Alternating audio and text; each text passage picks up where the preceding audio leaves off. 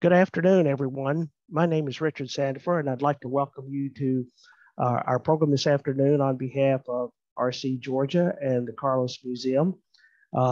Just a couple of words of introduction there. ARCE, that's ARCE, that stands for American Research Center in Egypt and the Georgia chapter.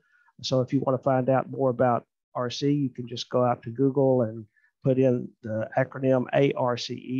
And also the Carlos Museum at Emory University is helping to sponsor this program, and we're very grateful to them. And I think we have a great program this afternoon. We're very, very pleased and happy to have with us Aidan Dodson. And Professor Dodson is from the UK, and he is probably well known to most of you. Professor Dodson received his PhD from Christ College at Cambridge, and currently he is a professor at the University of Bristol in the UK. And as most of you probably know, he appears on television regularly. They talk about this as the holiday season, but it's almost like the Tutankhamun season. There's just about a program on that almost every day, and oftentimes Professor Dodson is on that. So in addition to that, he is the author of many books that most of you have, if you're interested in Egyptology, have seen some of them. I think over 25 books. And he is the writer of something like over 400 scholarly papers and articles and reviews. And he has also been working on a series of biographical books related to the Egyptian rulers. And so he is well versed in the area that he's going to be talking about today. Now, the way we're going to do this is there's at the bottom of your screen, you'll have a Q&A. And so if you would, just go ahead and put any questions that you have at the bottom of the screen in the Q&A box, and we'll get to those questions at the end of the talk, and we'll handle them as best we can. So we're really pleased to have with us Professor Dodson, and I think you're going to enjoy the talk. So Professor Dodson, if you'd go ahead. Okay, let's just get the screen shared.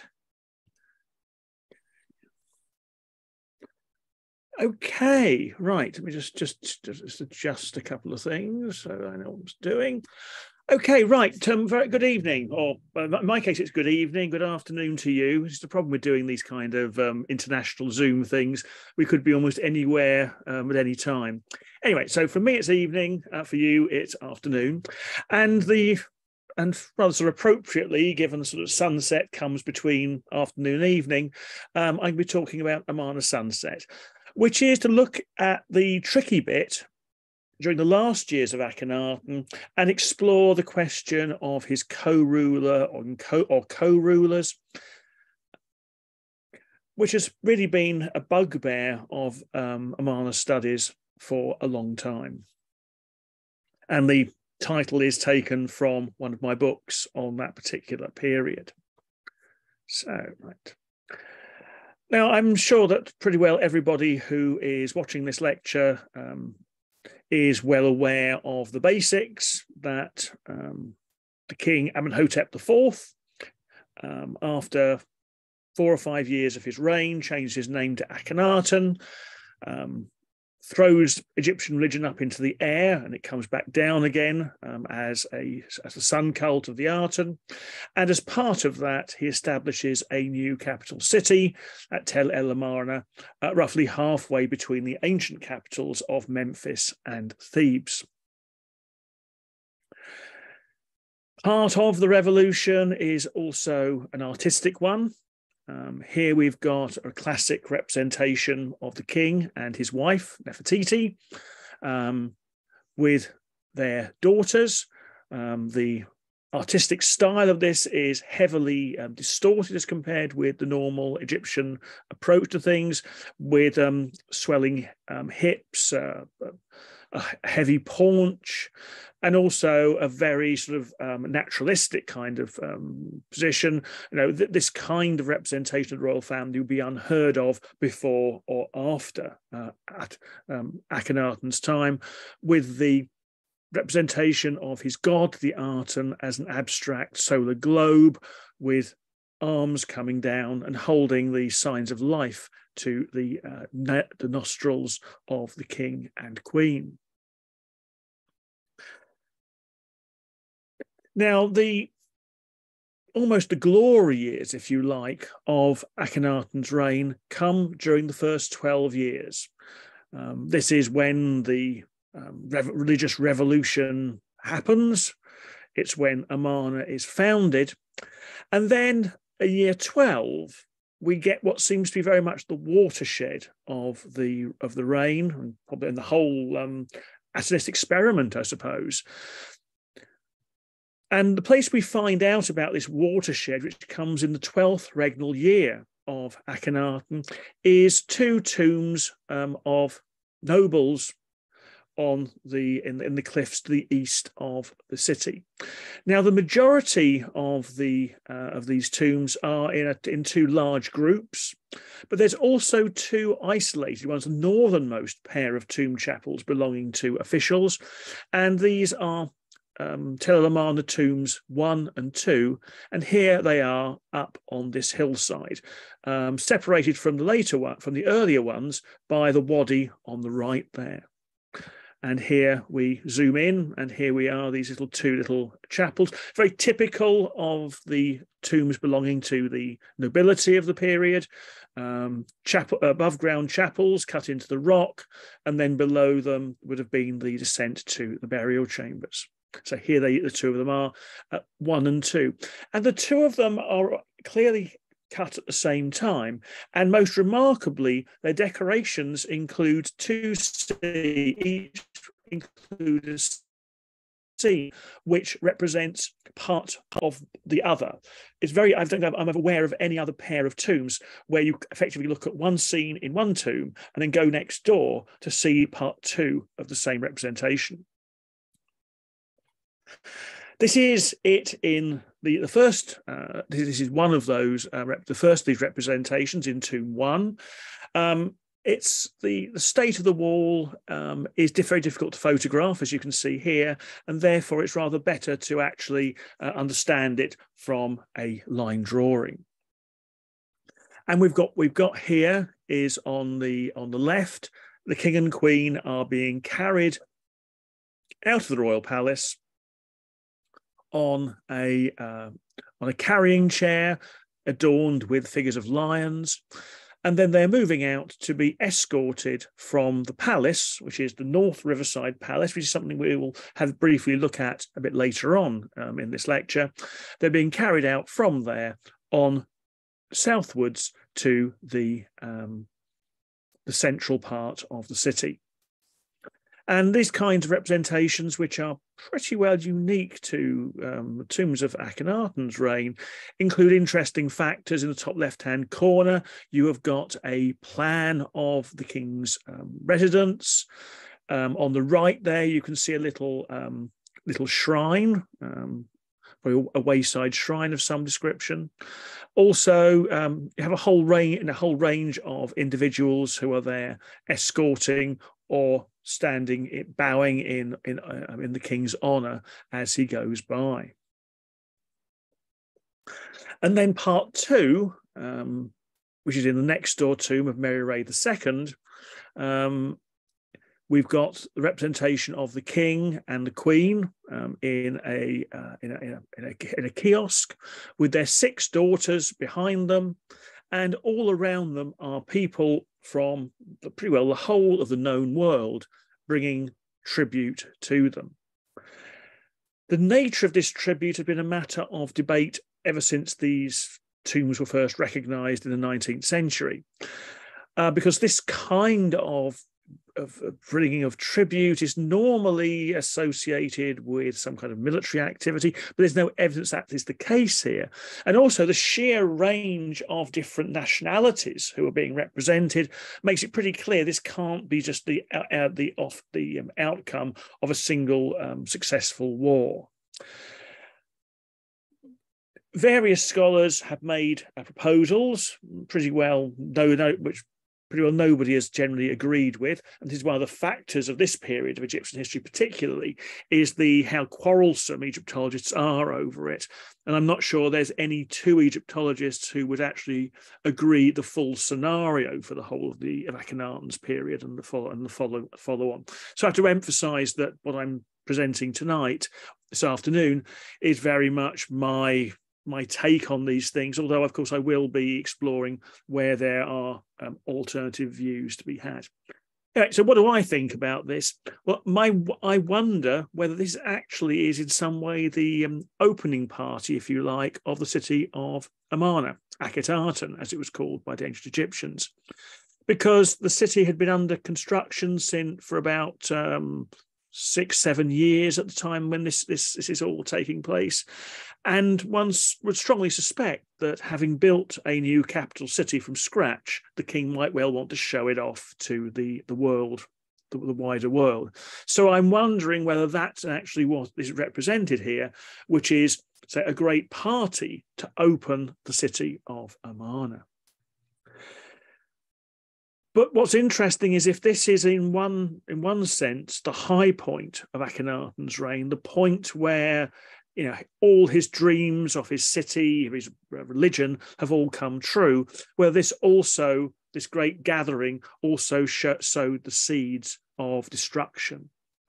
Because not long after this, we start getting deaths, certainly among the royal family and probably more widely.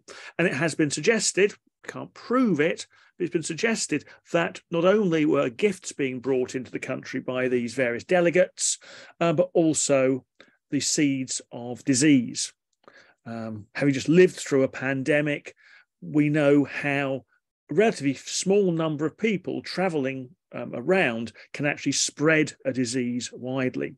And so I wonder whether or not only is this the great moment of triumph, but by bringing in people who are infected with something, we don't quite know what, but something nasty, that's sowed the seeds of destruction.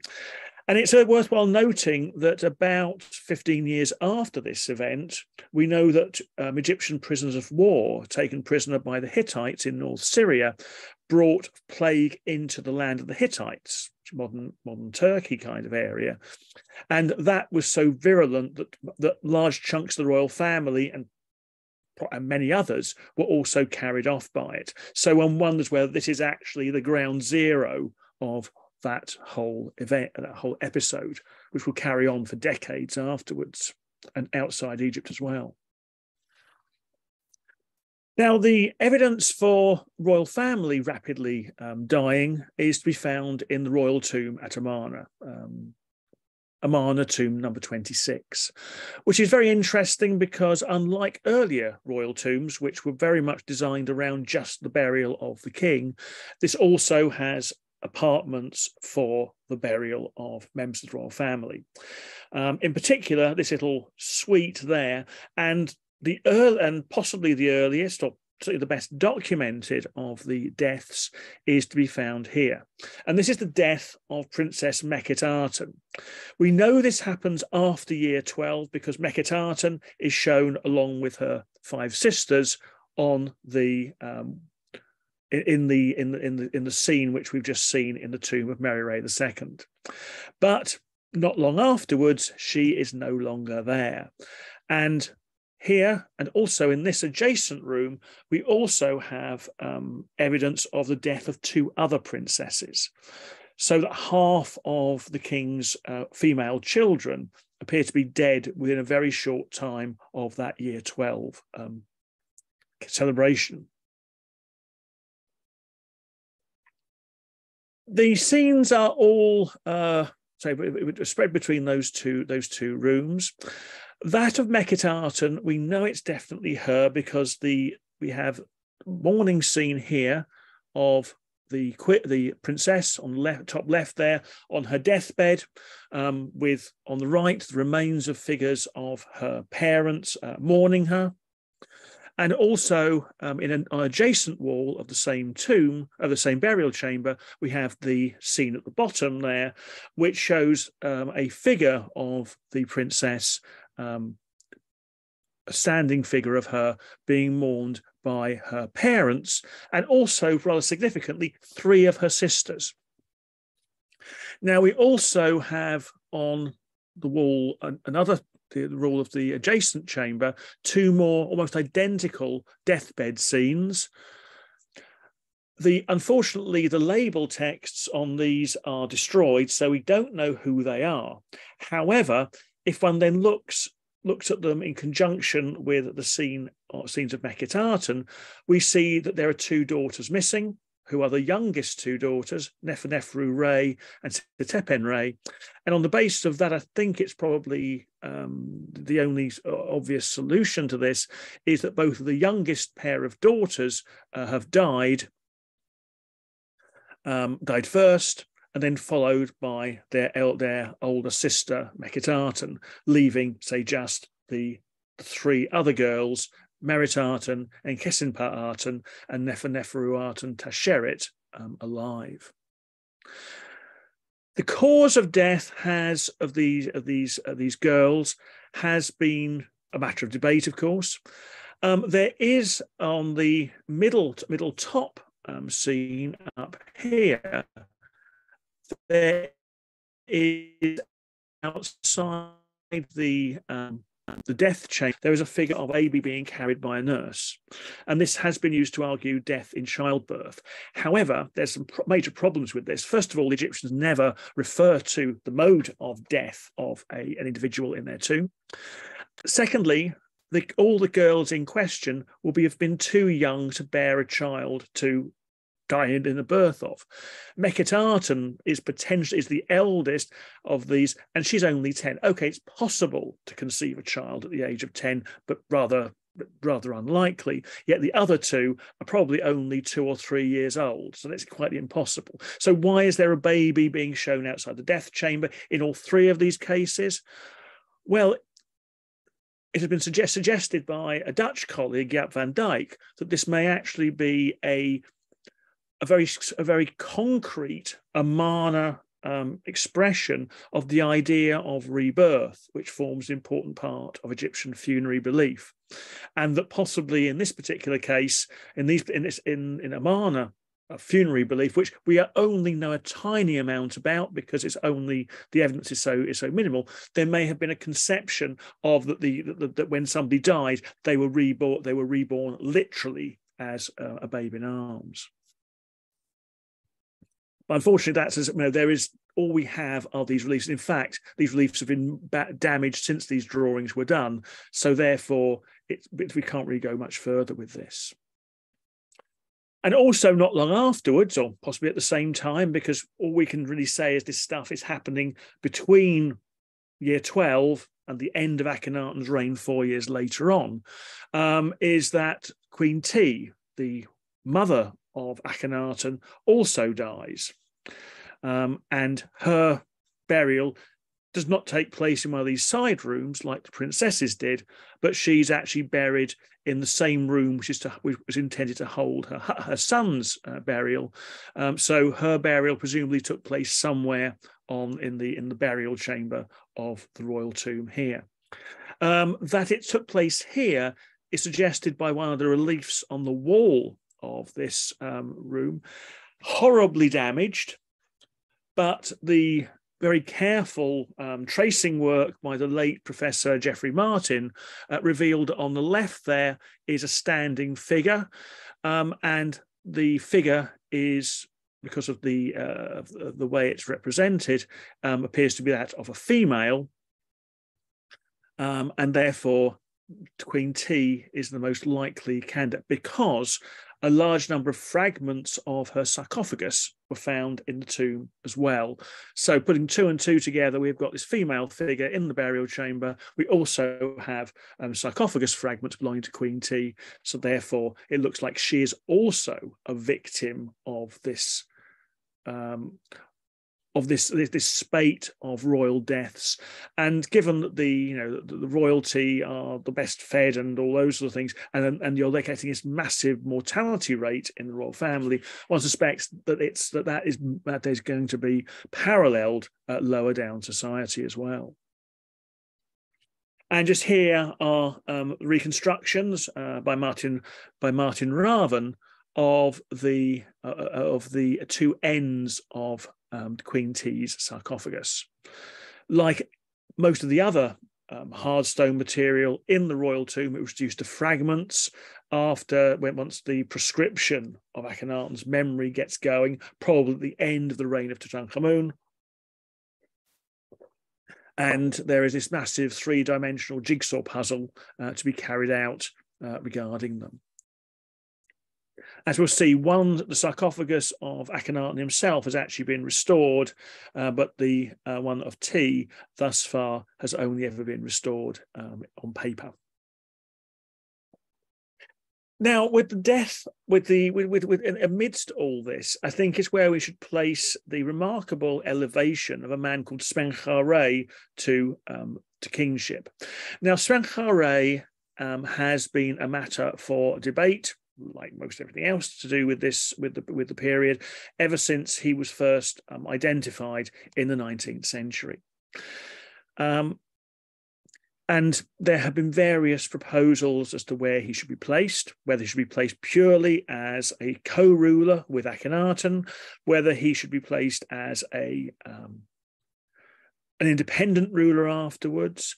Also, in more recent years, as we'll be exploring shortly, there's been a debate over whether he was really a she, and a whole range of other issues. But to start off with, the question about when Smenkhkare was actually held royal titles. Now, the basis for my arguments, which are that he was only ever a co-regent of Akhenaten, probably for a relatively brief period of time, somewhere perhaps year 13 or 14 of the reign, is derived from the place where we find his best known attestation, which is again in the tomb of Mary Ray II, the tomb we've already been talking about because of its containing the scene of the bringing of gifts to Akhenaten. And this is, and on the right there, which I've marked there on the slide here as durbar, this is where that scene is to be found on the right-hand wall. Then directly next to it is a partly carved relief, which is of Smenkhkare and his wife Meritaten. Meritaten being actually the eldest daughter of Akhenaten. It's also worth noting that directly in front of these two bits of decoration is the beginning of a sloping passageway to the burial chamber of the tomb. And because of the presence of that, it seems very unlikely that anybody would have put the unfinished relief on the wall above. Because it was going to get in the way once work had started on cutting that burial passage. So all taken together, I would argue that the unfinished relief of Smenkhkare and Meritaten was carried out as part of the same decorative phase as that of the year 12 durbar, and therefore because the durbar is an important historic event, one would suspect it wasn't left very long after year 12 for it to be done. So I would therefore argue that all the decoration in the tomb is to be dated soon after year 12, around year 13/14. And this actually is the relief in question. Nowadays, pretty well nothing of the ink sketch in the middle survives. I've been there and had a look at it. And so really we are having to rely on the reliability of the people who sketched it in the 19th and early 20th centuries when it was in rather better condition. Also, this wall has suffered because the grayed out elements of the text were stolen in the 19th century and have never been recovered. Luckily, squeezes were made in the mid-19th century of these texts, also with just pen and ink copies as well. So we can actually, we're reasonably happy of what actually is said there, and say we've got the cartouches of Smenkhkare and Meritaten there. Further reinforcement of the idea that the reign should be placed within the reign of Akhenaten can be derived from this jar found in the tomb of Tutankhamun with an erased set of inscriptions. These inscriptions have been, the remains have been studied by Christian Lurben of the Kestner Museum in Hanover, and he was able to identify that the only possible restoration of the inscription is what I've shown on the screen there, which is the cartouches of Akhenaten and Smenkhkare all together. And although having names of kings together does not prove they rule together, it's useful corroborative evidence for what I was saying about the dating of Smenkhkare on the basis of the decoration in the tomb of Mary II. But who was Smenkhkare and why is he appointed?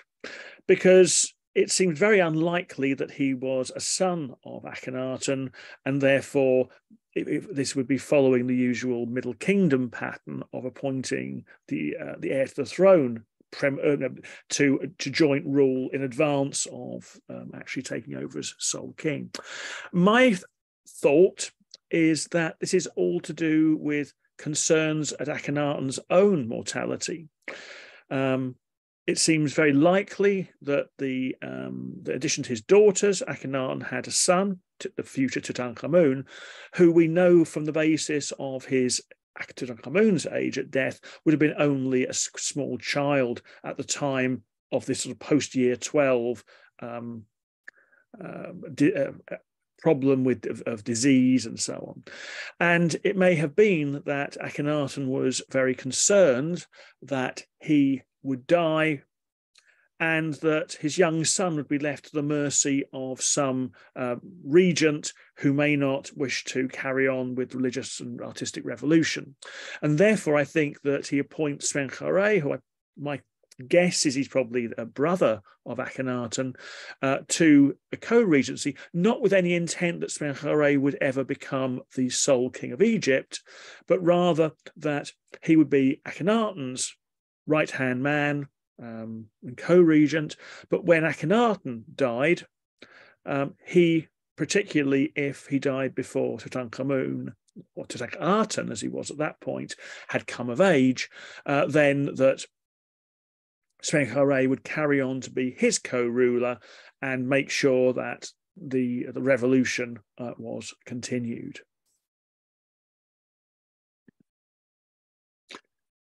What else have we got of Smenkhkare apart from this almost ghostly now representation of the tomb of Mary II?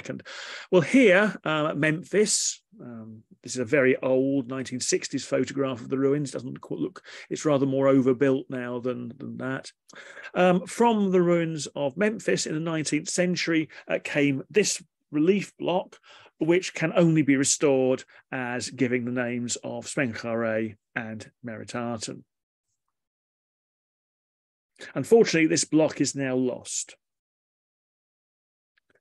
Also, in the central city at Amarna, the Great Palace there had an extension made to it. Here, this aerial photograph of it.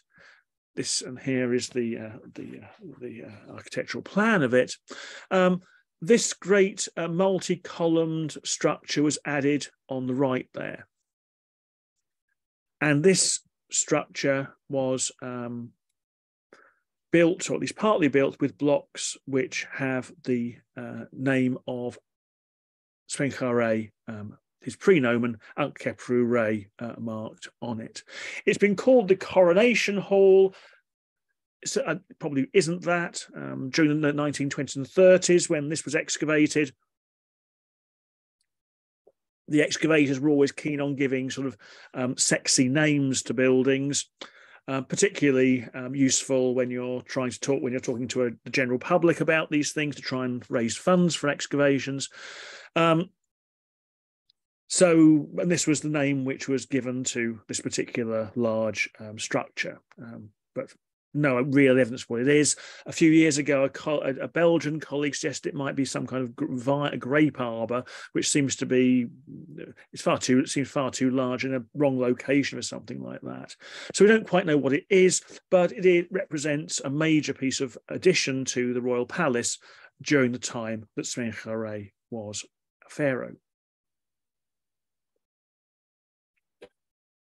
Also, Smenkhkare is attested by a number of ring bezels, the faience rings with on the bezel of them royal names, and we have the full range of royal names of people who are known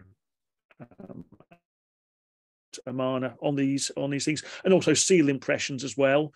So we've got not only Akhenaten, we've got Nefertiti, some of the daughters, and even Tutankhamun as well.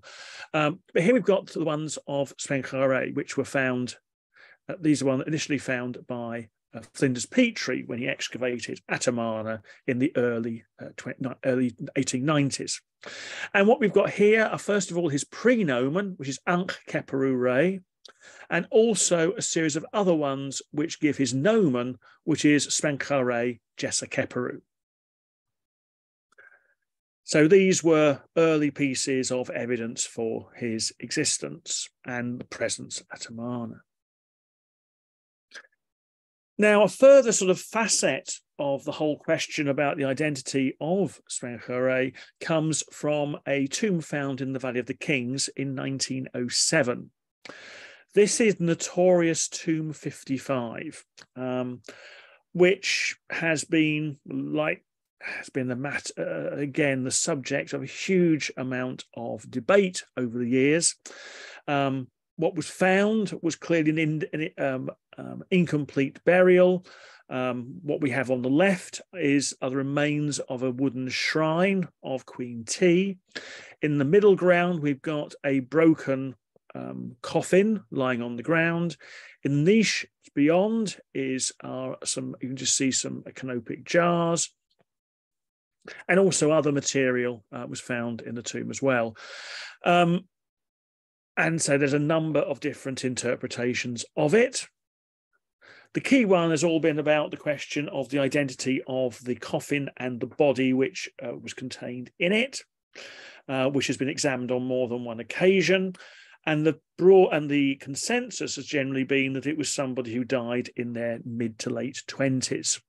Although there have been a couple of outliers claiming a much greater age, but interestingly, neither of these claims of a greater age are backed up with any kind of detailed analysis as to why the fact that every other anatomist who's looked at the remains reckon it's in its 20s.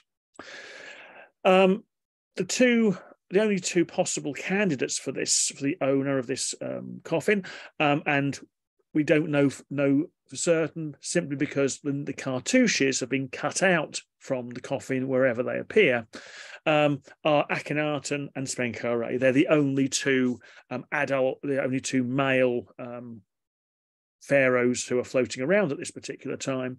And the age of the body really does have a major impact on this, because there's no way that Akhenaten could have been as young as his 20s in his death.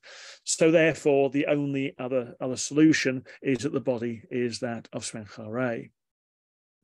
The rest of the history of the tomb is all problematic because there's also magic bricks belonging to Akhenaten. As I already said, there's the shrine of Queen T. So the most likely solution to what's happened here is initially the three bodies which had originally been buried in the royal tomb at Amarna, Akhenaten, Smenkhkare, and Queen T, were moved here when Amarna was shut down during the reign of Tutankhamun. But then the bodies of T and Akhenaten were later removed. Now, Queen T's body has now been identified as the so-called elder lady in the tomb of Amenhotep II. So she was clearly moved out and moved either primarily or secondarily to that location. What happened to Akhenaten? Well, he certainly know his body hasn't turned up anywhere else, and therefore my suggestion is it probably was destroyed. There seems to have been very much a nuanced attack on the memories of the various Amarna kings. Akhenaten was certainly sort of beyond the pale. Tutankhamun was basically ignored, and Smenkhkare possibly had an intermediate fate, which was his body was left behind, but it was deprived of names. What's interesting also is that the coffin which he's buried in was actually made for Kia, the disgraced second wife of Akhenaten, who seems to be disappear from view soon after year 12.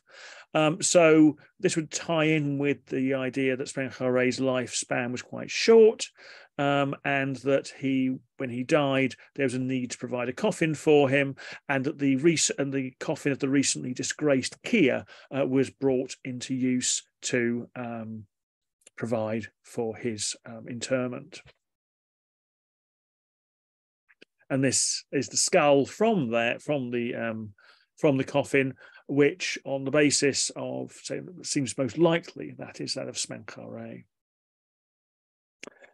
Now then, we come to one of the things which a major issue, which for a long time confused studies of what was going on in the latter part of Akhenaten's reign. Because we have cartouches on the left of Ankh-Khepru-Re, Smenkhkare Jesekhepru. But we also have another king floating around whose name includes the element Ankh-Khepru-Re, but always with an epithet added, which is an epithet which associates the person with Akhenaten. It's beloved of one of the elements of Akhenaten's prenomen. But rather than having Smenkhkare as the nomen, it's Neferneferuaten with the addition of an epithet. Now, for a long time, it was assumed that Smenkhkare had changed his name to Neferneferuaten, or alternatively, that the name was originally Neferneferuaten and it was changed to Smenkhkare.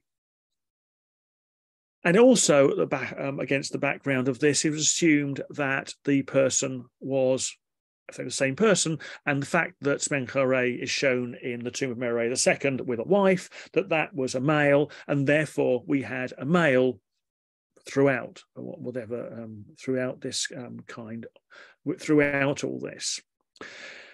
And various ideas were developed on the basis of that. The name, the combination of Ankh-Khepru-Re plus epithet, Neferneferuaten plus epithet, is to be found on this box, on a box lid from the tomb of Tutankhamun, which names Akhenaten, Neferneferuaten, and the king's great wife Meritaten. And given that Smenkhkare had been long known to be associated with Meritaten on the basis of the scene in the tomb of Merenre II, this was taken as a further confirmation that this equation was correct, that they were the same person, and that one had changed their name to the other. And on the grounds that the more elaborate one is possibly the later of them, it was argued that way around, although others had argued the priority in the other direction. But until the 1970s, everybody was perfectly happy this was the same male individual. But then, in the 1970s, a couple of British Egyptologists, John Harris and Julia Sampson, had a closer look at some of the ring bezels from Amarna, which gave what you might want to call the extended form of the Ankh-Khepru-Re name. And looking at this one particularly, zooming in, they noticed that there are a couple of signs in the name which shouldn't be there, which are these two here. They don't form the element, any part of Ankh-Khepru-Re, beloved of Waenre, which is one of the versions of the epithet given to Neferneferuaten. What these signs are actually are the Egyptian sign for tea, which, as I suspect many of you are aware, is the feminine ending for a name. So suddenly, Neferneferuaten becomes a female, not a male. And initially, there were attempts, because there'd always been this assumption that they were the same person, to make Smenkhkare a woman as well, which then starts becoming problematic given that representation in the tomb of Mary Ray II. But I have to point out that some people still accept this equation of Neferneferuaten and Smenkhkare. I have to say I certainly don't. And it wasn't until the early 1980s that it was noted that actually there were no overlaps, if you like. There's no example of Smenkhkare having the long version of the prenomen with the epithet in it, which you might expect if they were indeed the same person. So it then becomes a reasonable hypothesis that actually what you've got here are two separate individuals, one a male and one a female. The confirmation of Neferneferuaten's status as a female, because there had been some suggestions that the Smenkhkare, the one with T's, might belong to yet a third, it's another individual, was a result of the French Egyptologist Marc Gobold's close examination of a number of items in the tomb of Tutankhamun, which had originally been made for Neferneferuaten. In particular, there was this pectoral. And a close look at this cartouche, in its final form, is that of Tutankhamun, but had originally belonged to Neferneferuaten, was really quite instructive. Because there were some people who had still clung to the equation of Smenkhkare and Neferneferuaten, and the idea that both of them were a male, with this sort of with this version of the cartouche with female belonging to a different individual. But having a close look at this, it was possible to recognise that the name read Neferneferuaten, and then a group which had originally been read as being part of the name Akhenaten, because the bird which we see at the bottom there is an Ach bird. However, what Mark was Neferneferuaten, Akhenaten, which means sort of the one beneficial to. Finally, ARCE, which is her husband. So the whole thing actually reads Neferneferuaten, beneficial for her husband, which first of all, well and truly indicates that Neferneferuaten was indeed a woman. And secondly, that she is closely linked with a husband, and that probably as king, she is probably ruling alongside him. So where we've got to at this point is that we have two individuals floating around. Smenkhkare, who is, I would argue, is very briefly a co-ruler around year 13 or 14 of Akhenaten's 17 known regnal years. And then we have this individual, the female king, Neferneferuaten. And well, the image I've chosen there to represent her is something from the tomb of Tutankhamun, which had at one point been thought to have been made originally for Akhenaten because of the breasts and the belly. However, the breasts are not the male breasts which Akhenaten sports. These are very clearly female ones. So this is another item which had originally been made for Neferneferuaten, like the pectoral I've just shown, which was then ultimately used in the burial of Tutankhamun. And who was Neferneferuaten? Well, suggestions have been made of various individuals. However, I think most of them seem to be gratuitously obtuse, because when we look at the names of Nefertiti, for much of the reign, from probably sort of 2 or 3 years into Akhenaten's reign, her full name is Neferneferuaten Nefertiti. So therefore including that the name of this female pharaoh. Well, some have argued, no, this is simply an epithet which has been transferred from Nefertiti to Neferneferuaten. However, when you look at the way that the name, the cartouche, is put together, it's rather interesting, because for those of you who read hieroglyphs, you'll see that the yod sign on the left, which forms the part of the name the Arten, is written back to front. And actually, if you look at the cartouche, it's really in two halves, as two separate names. One reading from one direction, Nefertiti, and the other reading in the other direction as Neferneferuaten. So I don't think it can be seen simply as an epithet which could then be transferred to another individual. Rather, it is a name. And what I would argue has happened here is that sometime after the death of Smenkhkare, Nefertiti is elevated to female kingship, and in doing so, her name is then abbreviated to the Neferneferuaten element of it, with the addition of epithets.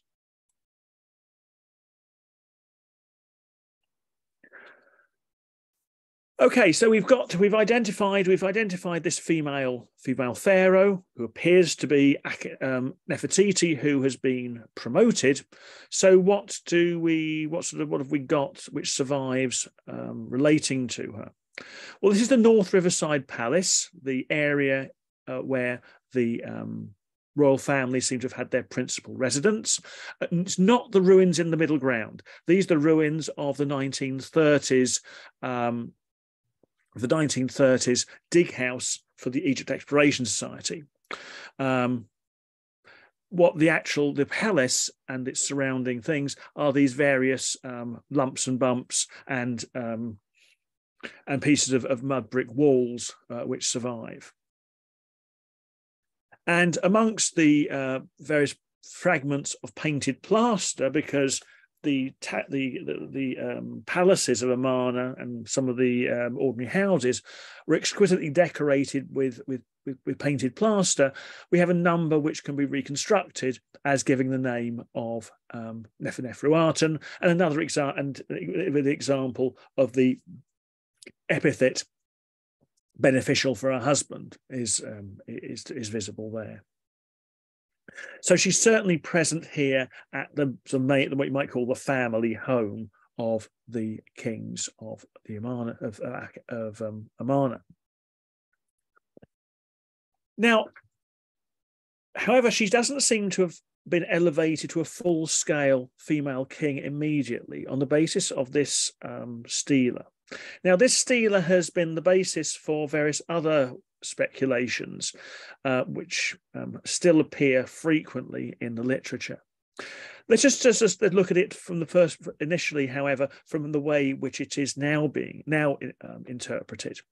What you've got here are two kings, naked kings, in an affectionate position, but unfortunately the cartouches have never been filled in. The paired cartouches at the top are those of the Arten, written twice either side of the sun disk globe. The ones relating to the seated figures, are the three cartouches on the right. And immediately the fact there are only three cartouches and no space for a fourth indicates these are not two fully fledged pharaohs. What you've got is one who is fully fledged, has two cartouches, but the other one has to be a queen because of the fact they've only got a single cartouche.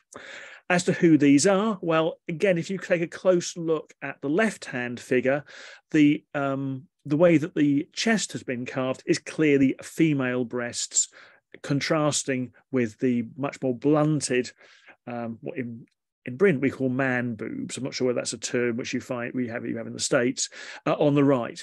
So what we have here are Nefertiti and Akhenaten. But what's remarkable is that the figure of Nefertiti on the left there is wears the blue crown of a king of Egypt rather than the flat-topped crown which Nefertiti herself normally sports.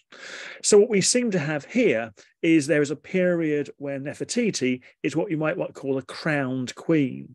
She is wearing pharaonic regalia, but doesn't actually have the king's title of a pharaoh. Interestingly, there's a similar kind of situation of somebody with wearing pharaonic regalia, but without using an actual pharaonic titles yet, later on in the 21st dynasty, where we have a couple of representations of the high priest of Amun, Pinagem I, who is shown. So the possibility of somebody being elevated to crowned status without actually being a pharaoh, there is a later precedent for that. It's worthwhile pointing out some of the other speculations about this, because when the idea of the equation of Smenkhkare and Neferneferuaten was put together, this stela was cited as a representation of Smenkhkare and Akhenaten.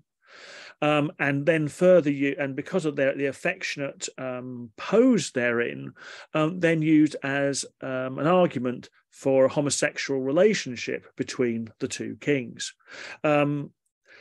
At that point, the fact that there weren't enough cartouches for it to be two kings was completely ignored, as well as the physique of the left-hand figure.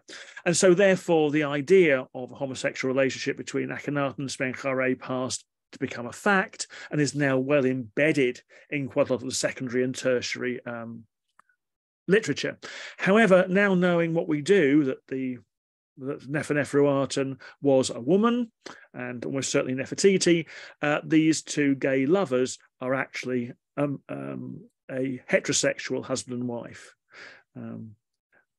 But unfortunately, the story is such a good story regarding the idea of Akhenaten and Smenkhkare being gay lovers. It's become embedded in literature, and it's become what I now call a zombie fact, something which was once a valid theory, but now disproved in scholarly terms, yet is probably going to still be around for another 100 years in the secondary and tertiary literature. So we have a number of items which were intended for Neferneferuaten's burial, which ended up in Tutankhamun's burial, and this says one of the figures which is certainly identifiable as that of a woman.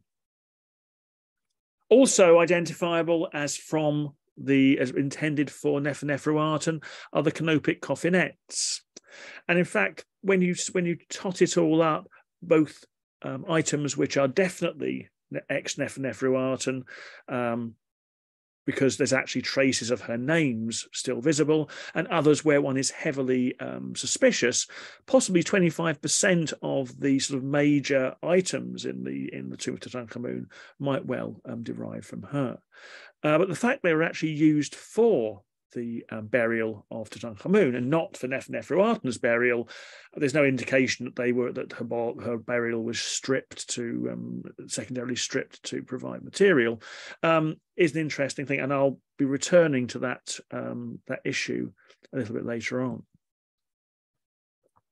And another piece of evidence sort of for Nefertiti transitioning to king is this rather interesting head in Hanover, where the face, which was originally identified as Akhenaten, but doesn't really have his face, but has a face which is comparable with faces clearly of Nefertiti. It was noticed that the rather awkward way that the blue crown has been attached to this head. It's now been recognised that the reason for this is originally this head was a head of Queen Nefertiti with her distinctive flat-topped crown, but then that crown was cut away and a new blue crown added when she became either a female pharaoh or her previous status as a crowned queen. Now, this point at which she transitions from being crowned queen to king was a matter for debate until relatively recently. It's important to recognise how Egyptian history can be changed almost just by one discovery. And this is a good example of that, because there had been for a long time, because the last time we definitely had a dated representation of Nefertiti was year 12 in the durbar scene in the tombs TA1 and TA2. But then she had to have been around a little bit later because she's there in the mourning scenes of her daughters. So people were suggesting she might have died herself in around year 13 or 14, as well as others who were arguing that she had then gone on to transition to the female king. The proof of that she was still alive in year 16 came from a discovery up here at near Deir el-Bersha. Up here, there are a large number of quarries, many of which were worked during the time for the building of the city of Amarna. And this is one of them, Quarry 320. And in it, there is high up on this column, a long graffito left by the quarryman. And this graffito, the important point about it is that it is dated to year 16, 1st of Akhet, day 15, where it has Nefertiti still as with the titles of King's Great Wife. She has not yet transitioned to being a female pharaoh. And this is only a year or so before the likely death date of Akhenaten. And on that basis, it looks as though her transition from being a crowned queen to being a female pharaoh is probably a very late thing. Why might that have been? Well, possibly the need the thing which had led to Smenkhkare's elevation still existed, the danger of Akhenaten himself dying while Tutankhamun was still too young to rule. But Smenkhkare seems to have been a prince of the blood, so in the event of Tutankhamun's premature death, it would have been okay for him to then become pharaoh. However, Nefertiti although probably had royal blood, she certainly was not a princess. She never holds the title of king's daughter or king's sister, and therefore is at least nominally a commoner. And possibly the idea of actually making a commoner female pharaoh was possibly a step too far.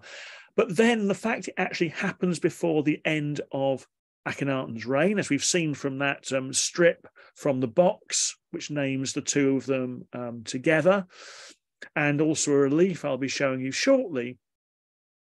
It may have been that he is now ill or concerned at assassination or whatever, and that finally, just towards the very end of his life, he decides that the risk of him dying without a male available was too high, and therefore that he finally does elevate his wife to kingship. And the work of Ray Johnson, who's been doing this amazing amount of work on putting together various blocks, originally from Amarna, but found at Ashmonain, has now reconstructed this pillar fragment, which clearly shows Akhenaten and Neferneferuaten together with Princess Ankhesenpa-Aten, showing the two of them right at that very, very end point of Akhenaten's reign, who then dies probably soon after that relief is carved. This is a quite late statue of him now in the Louvre, and he is interred in the royal tomb at Amarna. You can see the modern shelter over the entrance there to the royal tomb, and as we've seen already, we have the burial chamber of it here. And on the right, which is now a sunken thing, but it was originally a raised dais, was his sarcophagus, which is reconstructed from fragments. As you can see, an awful lot of the fragments still missing. now in the Cairo Museum. It's just been brought in from the garden. It's now actually in the gallery, in the galleries proper. And actually, this is an interesting thing, and it's showing that even before her elevation to female pharaoh or crowned queen, her status was particularly prominent, because the figures on the corner here, which more traditionally would have been the four protective goddesses of death, has been replaced by Nefertiti. So actually this, which was probably carved before year 9 of her husband, no matter whether there are any issues about her becoming a female pharaoh later on, she was already goddess of the dead as far as Akhenaten was concerned. Now, there are a couple of options as to how one reconstructs things. One option is that on Akhenaten's death, the female king Neferneferuaten then rules alone for about 3 years, and then is followed by Tutankhamun, or the version which I prefer, given that she has been appointed originally as a co-ruler and also has no right to the throne in her own right as being a commoner, and also, like what seems to be the situation for Smenkhkare earlier on, I would argue that the more reasonable, likely reconstruction is that she continues on as a co-ruler on Akhenaten's death, but with Tutankhaten as her new co-ruler.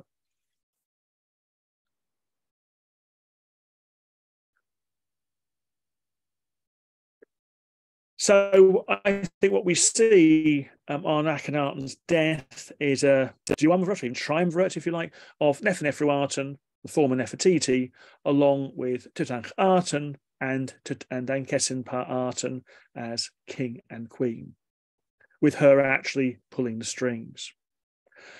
So, but what can we say is going on? Given that my argument is that the idea behind her appointment as co-ruler of Akhenaten and then going on to become the co-ruler of Tutankhaten was to maintain the revolution. Well, if that was Akhenaten's intention, all the evidence suggests that he would be spinning in his sarcophagus soon after this, because all the evidence indicates that something completely different actually happens. And from the point of, one of these things is to be seen here on the Sheikh Abdel Kerner Hill in the tomb of a man called Pa-eri. This actually is an older tomb, reign of Thutmose IV or possibly Amenhotep III.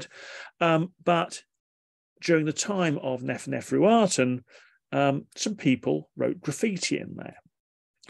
This is looking into the chamber of the tomb chapel. And the bit we're interested in here is this door jamb. And on this is a graffito of year 3 of Neferneferuaten. You may wish to note that the graffito as it now stands is rather more extensive than what's left on the wall, because the whole lower part has now been lost, but luckily it was copied in facsimile in the early 20th century. But what's interesting about this graffito, it's dated to year 3 of Neferneferuaten. It's the only dated thing to her reign, but also it is written by a priest of Amun, and it's a prayer to Amun.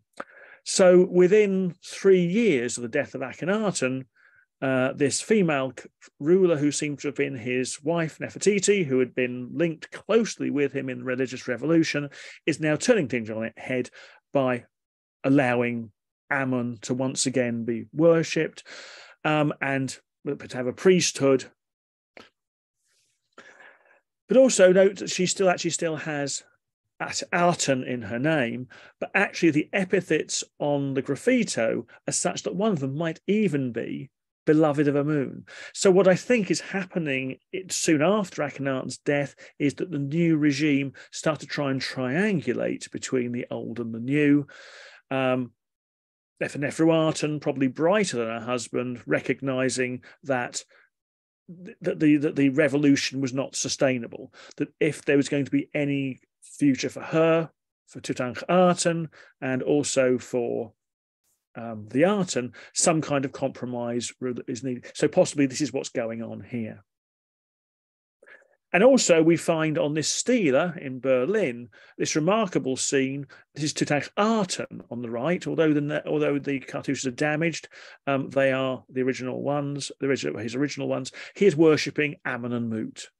So we have a rapid about face, although initially not a complete one, because the rulers are continuing to have their names with the name of Aten in them.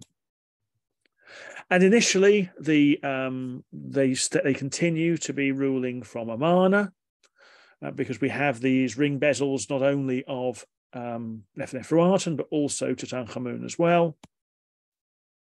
And also the idea that they might be buried here is also indicated by two unfinished tombs in the royal wadi at Amarna. 26 there is Akhenaten's. There's also 29 and 27, which are clearly intended to be kings' tombs. Here we've got the area where 29 is, looking at the entrances to them. And here we're looking down the corridor of 29, 45 meters deep when it was abandoned. So clearly a king had intended to be buried here, and his probably the most likely owner is Neferneferuaten, who may well have started cutting it when she was crowned queen. But here it comes to an end. Simply the word has come that it's not going to be used, and the workers move away. So there is certainly material which is being put together for her, but it's not used for her burial. And what therefore seems to happen is, on her death, it's decided that she probably wasn't a proper female king after all, and that she's buried possibly purely as a queen, or possibly in even less refined circumstances. With her gone, the control over the young king passes to an army general who had been prominent at Akhenaten's court and may possibly have been the father of Nefertiti. And in the new regime, the attempt at triangulation is ended, and the king and also the queen have their names changed from Tutankhamun to Tutankhamun, Ankhesenpa-Aten to Ankhesenamun. And here we've got this remarkable scene from a piece of gold foil showing Eye on the left on a larger scale than actually than Tutankhamun himself, which very much does suggest where the power at this point lies. And even he's actually represented behind the king in a number of blocks from Karnak as well. So there is a completely new regime underway here, which and tracing that is a whole lecture in itself.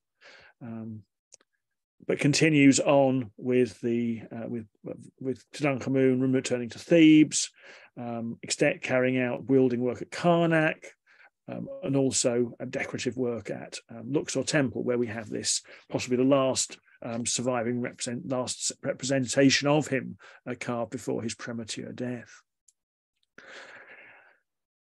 After his death, the throne passes to Eye, previously been the military strongman behind the throne, and we have this remarkable representation of him opening the mouth of the mummy of Tutankhamun. This is a unique scene, although we have opening of the mouth scenes in royal tombs. It's normally a generic one, not actually of the next king. Probably this is all down to the fact that the only legal means under which I could take the throne was by carrying out the king's interment.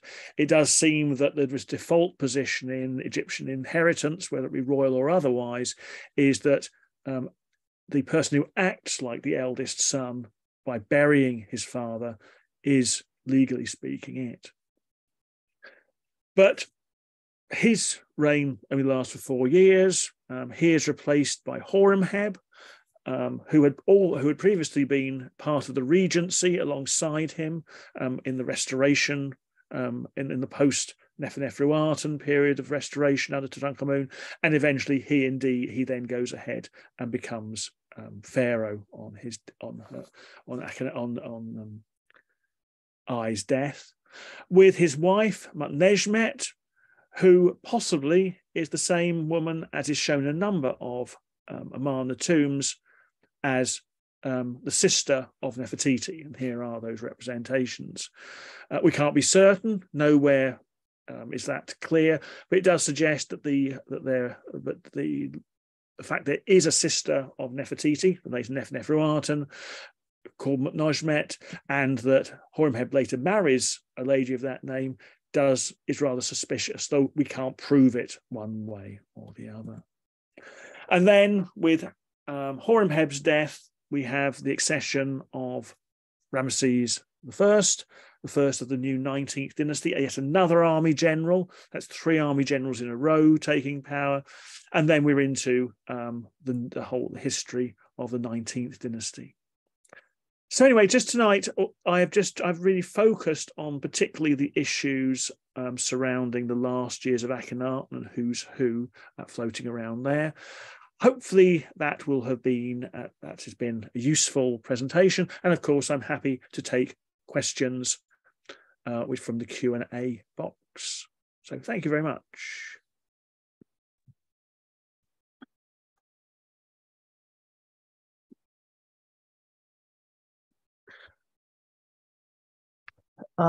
This is Ed Snow. I'm also a member of the Georgia chapter of ARCE. Go ahead, Ed. I think no problem. Richard, why don't you explain? Yeah, Ed is a member of our chapter, and we're going to handle the Q&A. And let's go ahead and start the Q&A and do what we can with that. Should I suggest that I can see the Q&A? Should I just read the questions out and then answer? That might be the easiest way, rather than somebody else trying to ask it as well. That might be good. Just go ahead and do that. Yeah. Okay. First one from Elaine Streets. What nationalities are represented in the kiosk scene? Well, pretty well everybody. There's Syrians, there's Nubians, there are Hittites. I'm sure there are various other ones, but it pretty well seems to be pretty well the whole of all the known world, effectively. From Fred Botha, why would such detailed inscriptions of events be made in the 2 tombs if the tombs were to be closed and the descriptions never seen again? These are in the chapels of the tombs. It's important to recognise that an Egyptian tomb has 2 parts. There is the public chapel area and there is the closed burial chamber. And the chapel area, which is where these inscriptions, as we found, is intended to be open at all times. So therefore, they would be permanently visible. Next one, anonymous attendee. You said that Akhenaten's mummy was destroyed. I thought they had a mummy identified as him in the Cairo Museum. That is the mummy I identify as Smenkhkare. The debates over that body have gone on for years, but I think although the headline, as certainly presented by Zaki Hawass and certain others, is it's Akhenaten. I think the majority of Egyptologists would not agree with that and would take the view that the age of the mummy is such that it cannot be anybody other than Smenkhkare. Which leads on to Al Padilla's question: have any genetic studies been performed on the mystery mummy? Yes, they have, and they indicate that the mummy is either the father or the paternal uncle of Tutankhamun, which is one of the reasons why I would argue that Smenkhkare is a brother of Akhenaten. Fred Botha, is Smenkhkare as closely associated with Akhenaten? Why did his name not include Aten at all, as did the aims of so many others? Well, bear in mind, if he was a brother of Akhenaten and probably in his 20s when appointed, he'll have been born back, and he would have been born way before the Atenist revolution, and therefore he would have wouldn't have received an Atenist name, because say if he's in his 20s at this point, he will have been born under the reign of Amenhotep III, and nobody under Amenhotep III is given an Atenist name. Fodboth, again, if Smenkhkare and Nefertiti were ever pharaohs, isn't it surprising that records of their 5 names as pharaohs have not been found? Not really at all, because there's a lot of pharaohs who we don't have all 5 names of. Particularly in the New Kingdom, the vast majority of citations of any king are simply by one or both of the cartouches. And it's only if you've got major temple inscriptions that the Horus, Nebti and Golden Falcon names are to be found. So therefore, as we don't have any standing temple buildings of these two, it's not surprising at all that. But they're clear. But the very fact they had double cartouches means there's no doubt whatsoever that they were fully fledged pharaohs. From Candy Hurley, can you remind us why Kia was disgraced? We have no idea. All we know is she was. That every inscription of her has been mutilated. Her coffin was ended up, she really wasn't buried in it, and it was reused for Smenkhkare. It's interesting is that her disgrace has led to another of these zombie facts about the Amarna period, which is the idea that there was some kind of split between Akhenaten and Nefertiti. Back in the 1920s, the first examples of the destroyed inscriptions of Kia were found. But at that time, it wasn't known that there was more than one wife of Akhenaten. And therefore, it was simply assumed that it was Nefertiti who'd been erased, and therefore that became these sort of an abiding theory. And indeed, it's still to be found today because if you go round, if you're taking on a tour around Amarna, the tour guides still tell you the story that Akhenaten and Nefertiti split up. However, it wasn't until the 1960s that Kia was actually discovered as being an individual, and it was recognised that all these erased inscriptions actually belonged to her. Unfortunately, as so often happens, that once sort of a zombie fact has taken hold in certainly the secondary and tertiary literature, it's still so. As for every no Egyptologist would now say that there was any split between Akhenaten and Nefertiti. Unfortunately, there are still books out there which are still being produced which use this out of date. Candy Hurley.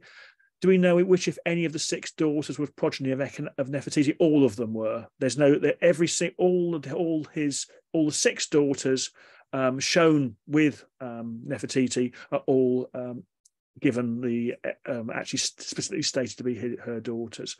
There is also one daughter known of Kia as well. From Sandy Essini, sorry if I'm mispronouncing your surname there.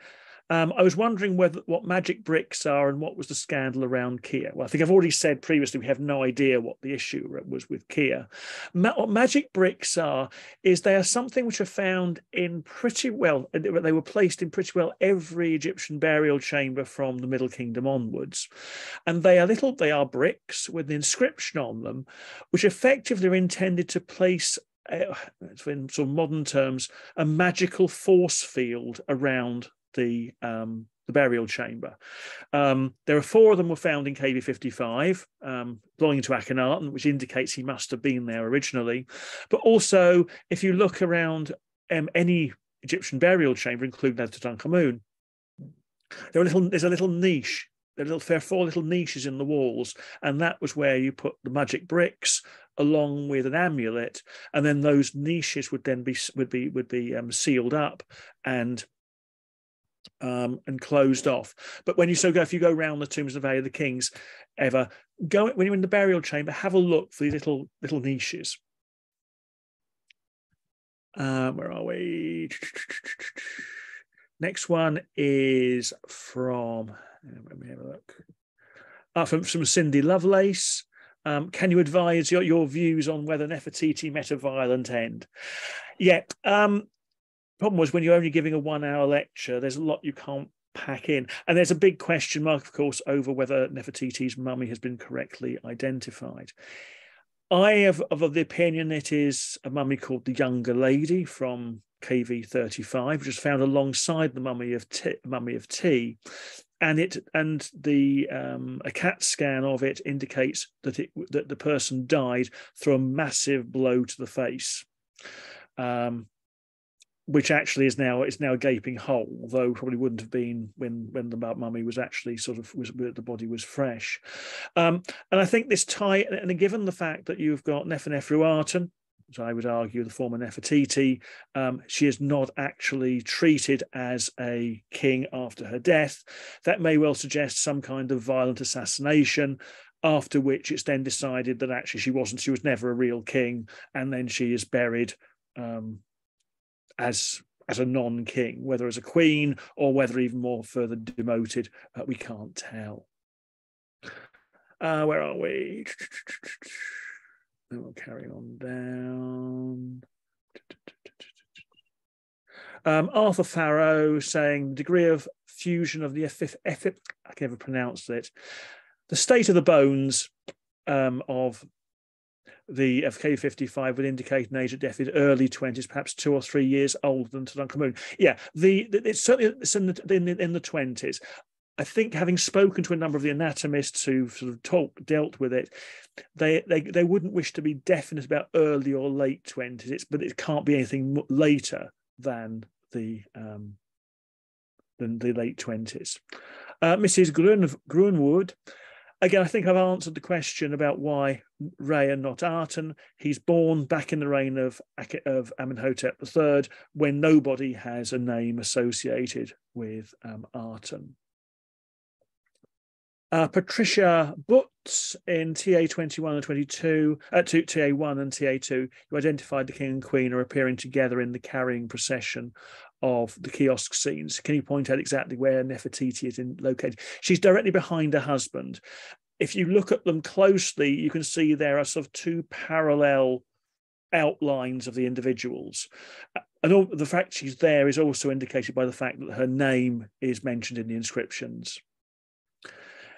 Again, Mrs. Grunwood, if I is the father of Nefertiti, why is she then disgraced? I would say politics. All sorts, if you follow, the history of the world, particularly medieval history, that blood doesn't necessarily trump politics. So I think that it was probably necessary for her to be not necessarily disgraced, but simply ignored as having been a king. But of course, all these cases, all we can do is speculate. And the biggest problem we have in Egyptology is that half the actual events we're trying to explain, we're not even sure those events actually happened. We're looking at very, very patchy data, which allows us to come up with a historical scenario, but then moving on to actually explaining the whys, we're now getting even further into speculation and almost fiction territory. So I think all I would use is politics. That sometimes these things, and the thing is, I think I seems to be the great survivor. He eventually makes it to king, and probably all he's doing is to try to make sure that do whatever is necessary. And it may well have been necessary for him to make sure he continued to have influence, was to join in with the general relegation of his potential daughter to the outer darkness. Anonymous attendee read a theory that malaria was a factor in the downfall of Amarna. Your thoughts? Well, certainly all of the mummies, I think not necessarily all, but pretty well all of the mummies of the period which have been DNA tested indicated traces of malaria. But malaria probably was endemic in Egypt throughout its history, and probably most of the royalty probably had a low level of it. So I don't think, although it could actually have been a factor at certain points if the king or other individuals had an attack of it, it might be an issue. I don't think it's an issue about the downfall of the Amarna dynasty. I think the likelihood that it actually was a cause of Tutankhamun's death is probably quite low, simply because everybody had it pretty well.